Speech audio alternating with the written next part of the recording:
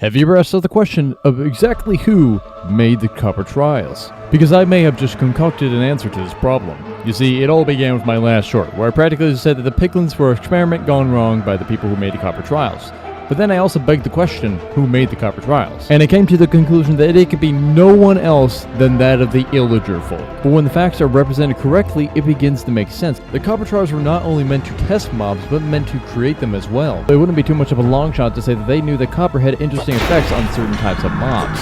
And the reason why they were testing mobs was to provide a stronger weapon to use against the villagers harassing the ancient builders. But one of the biggest problems there was that some mobs don't attack villagers on sight. So after every trial resulting with an error, they finally struck some gold. You see, because who else hates the villagers more enough to kill them than themselves? And this is where they began developing super-like soldiers known as Ravagers, a possible cross-experiment with an Iron Golem as well as a Pillager. And thus the ultimate weapon of war was officially born.